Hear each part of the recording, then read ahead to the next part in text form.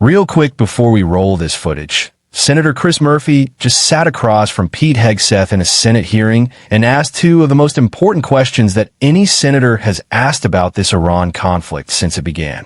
First, is the economic pressure strategy actually going to work, given everything history tells us about countries under siege choosing national pride over capitulation? And second, the president told the American public that 80% of Iran's missile capability had been destroyed, but intelligence reporting suggests Iran still has 70% of its capability intact. Which number is true? And what you're about to watch is Hegseth and the military's top general refuse to answer either question in a public setting. Watch this. Senator Murphy. Thank you, Madam Chair. Thank you all for being here. Let me give you a chance, Mr. Secretary, to answer Senator Coons's question, which is a really simple one. How are we going to get the Strait open? Because nothing matters more to our constituents than doing something about these spiraling gas prices, which are bankrupting families and farmers all across the country. And maybe let me ask it this way.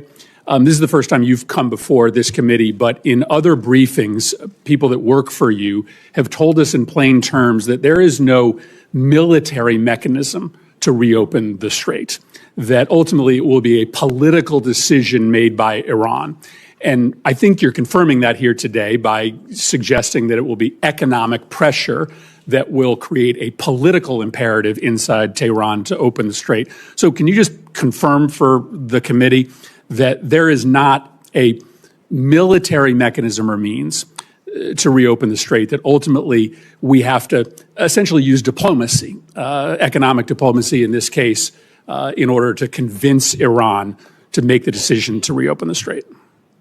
I would say, Senator, there most certainly are military means by which we could open the Strait, both on targets on land and also with what we do with our naval capabilities, not to mention our naval blockade. Why haven't you done, if that's true, and that's not what has been testified to us in private briefings, why haven't you done that already? Ultimately, a preferred long-term approach would be a deal where they open it up, where they stop being pirates of international waters and allow countries from all nations to flow. You know, these aren't U.S. ships that are being blockaded there. These are ships from all around the world, creating much more pressure for other countries than ours.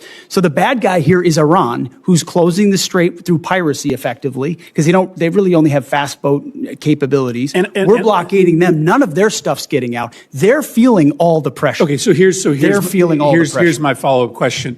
You don't worry that through a study of history, you might come to the conclusion that you are overestimating their willingness to cave based upon economic pressure. The Russians believed years ago that Ukraine would cave because of the economic pressure they were putting on Ukraine. We thought the North Vietnamese would cave because of the economic pressure we were putting on them. Your own intelligence estimates, as has been reported, suggest that, in fact, the Iranians are in a position to hold out for potentially years. This is a high-risk strategy to hope that this economic pressure will eventually cause them to voluntarily reopen the Strait when there's plenty of evidence from military history to show that countries that are being attacked or invaded or occupied are actually willing to put up with a whole lot of economic misery in order to preserve national pride. Well aware. We understand all of those historical case studies, and it's not just economic pressure. There's military pressure, diplomatic pressure. We certainly have a lot more military pressure we can bring to bear if the president were to choose to do so.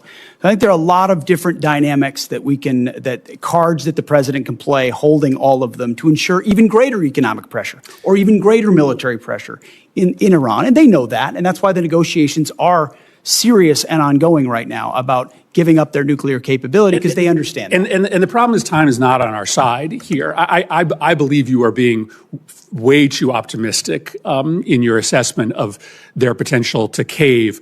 But if this goes on for another 30 days, there are going to be thousands more farms that will go bankrupt. There are going to be families that are going to be ruined. And so time is not on our side. And I just don't believe that Iran is ready to capitulate yet. And if they capitulate in a year, there's going to be a whole lot of families and businesses that are ruined in the United States. General Kane, let me finally ask you a question about what seems to be a difference of opinion between the intelligence services that you rely on and the public statements of the President of the United States with respect to our war objectives. The secretary and others in the president's cabinet have said very clearly that our war objective is to destroy Iran's missile and drone program. The president said just a week ago that Iran maybe had 18 to 19% of their missile capacity left.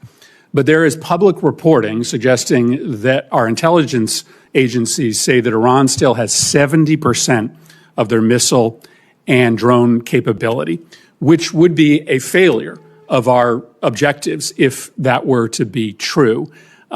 What can you tell us about the number of missiles and drones that they have left, and do you dispute that intelligence estimate? Sir, I'm not going to comment, with deep respect for the question, I'm not going to comment in this forum on what may or may not have been opined on by the IC, which would suggest a leak or a confirmation of any intel. So while I appreciate the question, I hope you'll also appreciate my not answering it. Well, then just give me the president said that 80% of Yeah, I'm not going to comment on BDA on either way, sir. Well, then how do we or the American public assess the success of the mission when you've stated publicly the purpose of the mission is to destroy their missile and drone capability? How do we assess whether we should continue funding this if you can't state? Well, I'm not going to answer what you guys in the Congress considers the decision criteria around continued funding or not. What I know is that I've not read the report that you're talking about. All of our battle damage assessment matters are classified, and it would be inappropriate for me to comment in this forum on that. And I appreciate the question, but I'm not going to answer it. Let me just put it to Secretary Hegseth. The president said that 80% of their missile capacity had been destroyed. This public report says it's only 30%. Can you give us an answer as to what the real number is? I mean, I would answer the same way as the chairman. Not talking to this committee about the damage assessment? Not validating leaked information that could be wrong or not wrong. Why would I validate what people may leak or not leak? This is not a classified setting. We don't talk about those things. And you like to talk about them on TV. We don't talk about them here. I would perhaps suggest that that some of these questions and responses are perhaps best in a Welcome back to setting. Winner's Breakdowns. I'm Winner. And if that clip left you feeling deeply unsettled about what this administration is actually telling the American public about the Iran conflict and about the real human costs they're piling up every single day this standoff continues, then you're feeling exactly what you should be feeling, and I'm going to break down every single layer of what Murphy exposed in that exchange, because it deserves far more attention than it is getting. If you're new here, hit that subscribe button right now. Smash that like button, drop a comment telling me what you thought the moment that clip ended, because I read every single one, and today, especially, I want to hear from you. Let's get into all of it, because I want to start with something that I think is essential to understanding the full weight of what Murphy was doing in that hearing room, and why it matters so much for every American regardless of their politics. The closure of the Strait of Hormuz is not an abstract geopolitical event happening somewhere far away with consequences that only show up in policy papers and diplomatic briefings. It is showing up right now in the gas prices that families are paying at the pump. It is showing up in the operational costs that farmers are paying for fuel and fertilizer and transportation. It is showing up in the price of everything that moves on a truck or a ship or a plane. The economic consequences of this conflict are landing on real American families right now in ways that are genuinely threatening their financial stability, and Murphy came to that hearing determined to get honest answers about how long those families are going to have to bear those consequences, and whether the strategy being pursued is actually going to produce the outcome the administration says it will. And the first question he asked was the most logical and most important one. He confirmed what people who work for Hegseth had apparently told senators in private briefings, that ultimately reopening the Strait of Hormuz is going to require a political decision by Iran, that it is going to require diplomacy and economic pressure rather than a purely military solution. And Hegseth in the public hearing pushed back on that framing and said there are military options available. But then when Murphy asked the obvious follow-up question, if there are military options to reopen the strait, why have you not used them? Hegseth essentially confirmed what the private briefings had said, because the preferred long-term approach is a negotiated deal. Because the preferred outcome is Iran voluntarily choosing to reopen the strait as part of a broader agreement about their nuclear program and their behavior in the region. Which means that ultimately, as Murphy had stated at the outset, the resolution of this crisis depends on Iran making a political decision to capitulate. And this is where Murphy's historical argument becomes the most important and the most challenging part of the exchange for the administration's position. He raised the example of Russia and Ukraine. The assumption that economic pressure would cause Ukraine to fold, an assumption that proved catastrophically wrong. He raised the example of the United States and North Vietnam. The assumption that economic and military pressure would break North Vietnamese resolve, an assumption that proved catastrophically wrong over more than a decade of conflict. And he cited intelligence reporting suggesting that Iran's own assessment of its ability to hold out puts that timeline at potentially years, not months. These are not cherry-picked examples designed to make one political point. They are some of the most instructive and most painful lessons in the history of modern geopolitics about the relationship between economic pressure and political will in adversarial states. The core insight that Murphy was pressing toward is one that serious strategic thinkers across the political spectrum have grappled with for decades.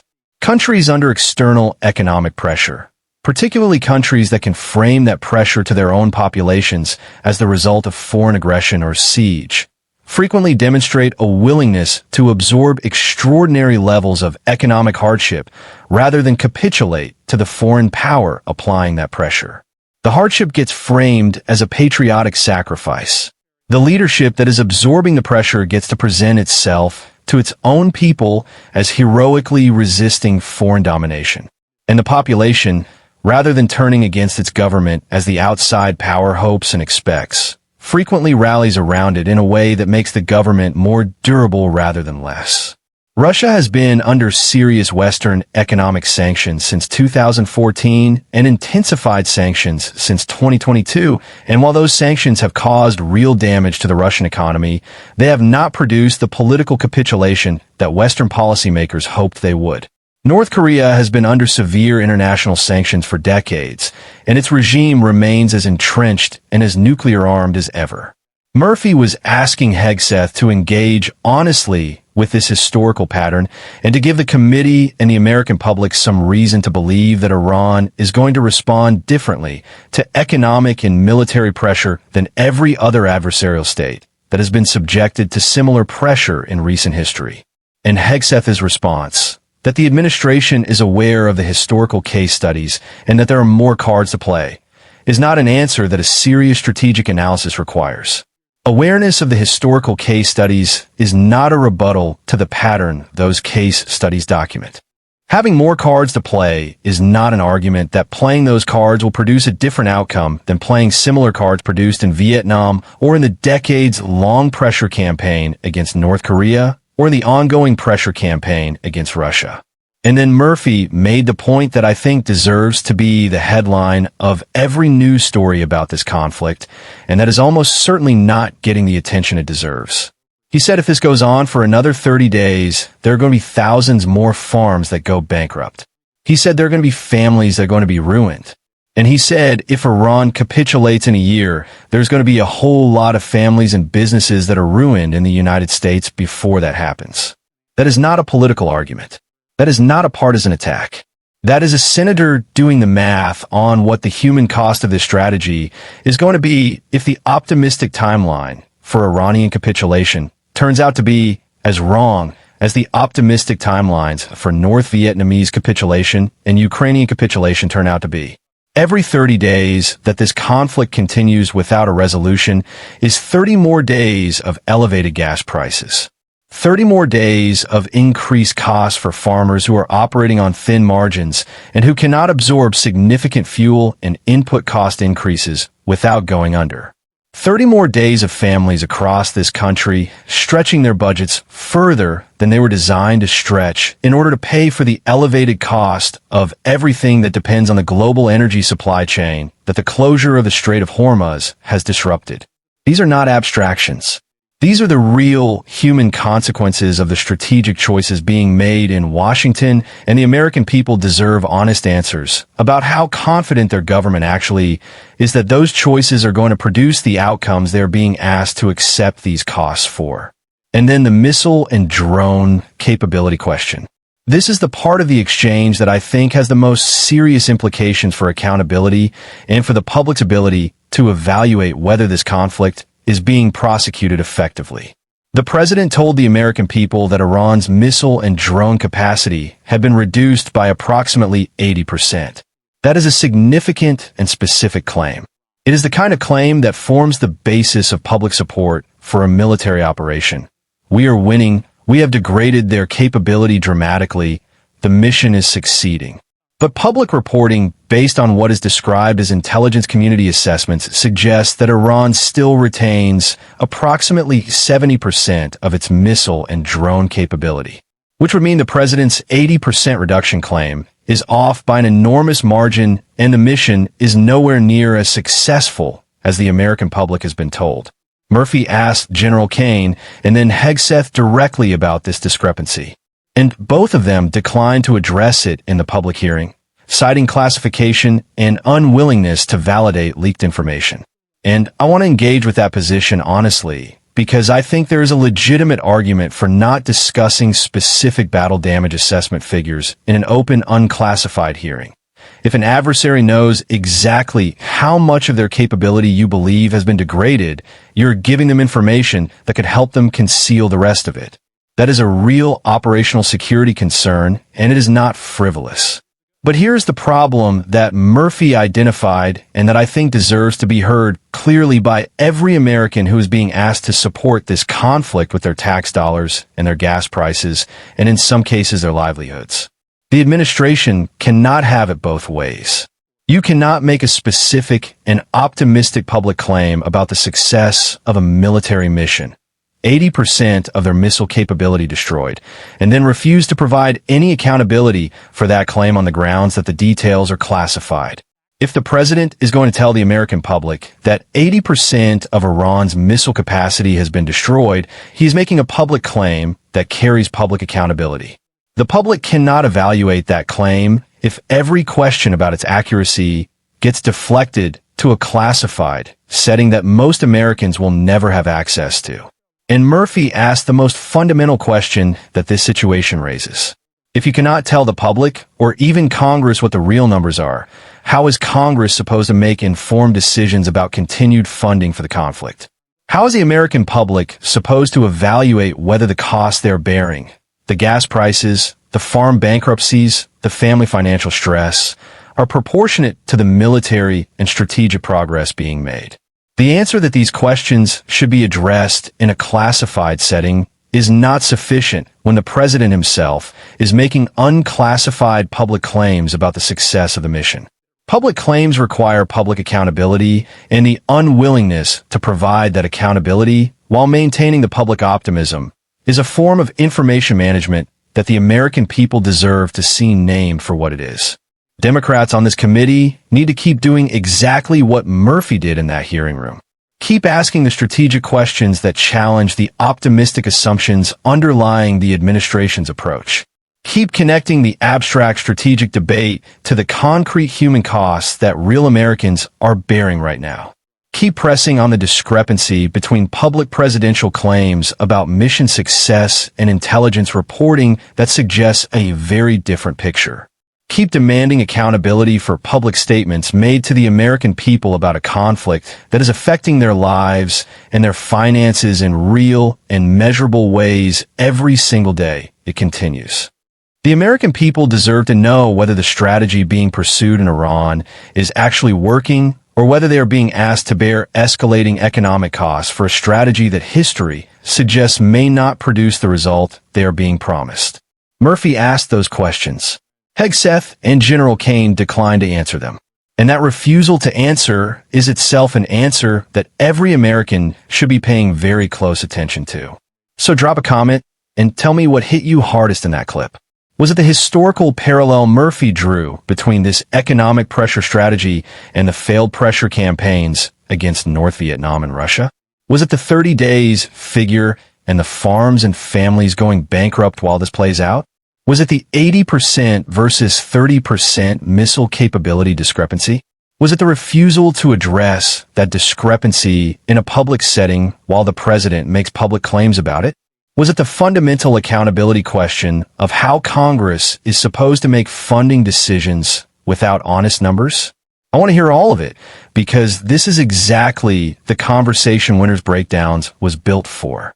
If you believe that Americans bearing the economic costs of this conflict deserve honest answers about whether the strategy is actually working, if you believe that public presidential claims about military success carry public accountability obligations that cannot simply be deflected to classified briefings, and if you think Chris Murphy asked every question that needed to be asked in that room, then you know exactly what to do right now.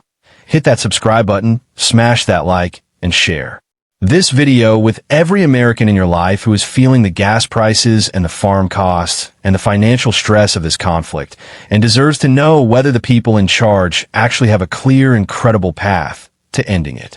This has been Winners Breakdowns. Stay informed, stay engaged, hold power accountable at every level, and I will catch you in the next one.